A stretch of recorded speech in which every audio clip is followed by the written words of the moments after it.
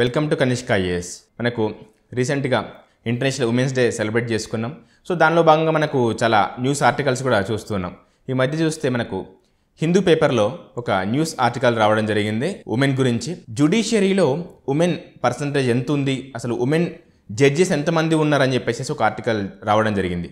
So దీంట్లో key points ఒకసారి చూస్తే, ముఖ్యంగా ఈ హైకోర్ట్స్ చూస్తే, ఈ హైకోర్టులో మొత్తం జడ్జెస్లో ఓన్లీ 14% మాత్రమే ఉమెన్ జడ్జెస్ ఉన్నారని చెప్పేసి చెప్పడం జరిగింది ఆర్టికల్లో. దాంతోపాటు మనకి ఇంకోటి ఏంటి అని అంటే, సుప్రీంకోర్టులో జడ్జెస్ ఎవరైతే ఉన్నారో అందులో కేవలం 2 మాత్రమే ఉమెన్ జడ్జెస్ ఉన్నారు.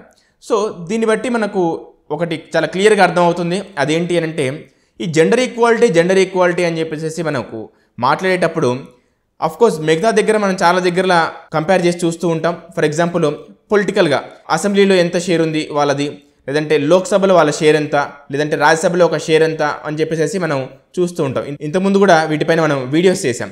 ఒకటి మనం అబ్జర్వ్ చేస్తే మనకు 106 అమెండ్మెంట్ ద్వారా ఏం చేసాం, ఇక్కడ దాదాపు 33% సీట్స్ ఉమెన్కి రిజర్వ్ చేయడం జరిగింది. అయితే మనం జ్యుడిషియరీ చూస్తే one of the main organ, one of the main pillar ఏదైతే ఉందో డెమోక్రసీకి, ఆ జ్యుడిషియరీని ఒకసారి చూస్తే అందులో ఈ ఉమెన్ షేర్ అనేది చాలా చాలా తక్కువగా మనకి ఇక్కడ కనపడుతుంది. సో అసలు దీనికి కారణాలు ఏంటి, ఇది ఒకసారి అబ్జర్వ్ చేస్తే, జ్యుడిషియరీ అనేది ఇక్కడ కొలీజియం సిస్టమ్ ద్వారా సెలెక్ట్ చేసుకుంటున్న జడ్జెస్ని ఇక్కడ ఫైనల్గా అప్రూవ్ చేసేది మాత్రం ప్రెసిడెంట్.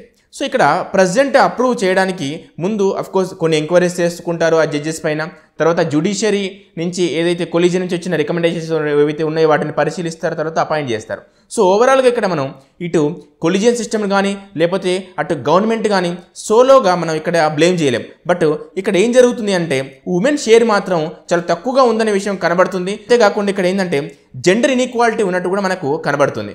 సో ఇక్కడ మనం పొలిటికల్ సిస్టంలో అంటే ఎగ్జిక్యూటివ్ కానివ్వండి, లేకపోతే ఇక్కడ ఏదైతే ఎడ్యుకేషన్ కానివ్వండి, హెల్త్ కానివ్వండి, ఇలాంటివి ఏటైతే ఎక్కడైతే మనం ఇలాంటి అన్నిటి దగ్గర ఎక్కడైతే మనం అనుకుంటున్నామో జెండర్ ఈక్వాలిటీ అని, అదే జెండర్ ఈక్వాలిటీ ఇటు జ్యుడిషియరీలో కూడా ఉండాలి అని చెప్పేసి మనకు చాలా స్పష్టంగా ఈ ఆర్టికల్ అనేది చెప్తూ ఉంది. సో ఎనీవే ఇక్కడ మనం ఒకసారి అబ్జర్వ్ చేస్తే, ఇక్కడ ఎగ్జామ్ పాయింట్ ఆఫ్ వ్యూలో అఫ్కోర్స్ ఇక్కడ జెండర్ ఈక్వాలిటీ గురించి మనం చాలా క్వశ్చన్స్ ఫేస్ చేయాల్సి వస్తుంది.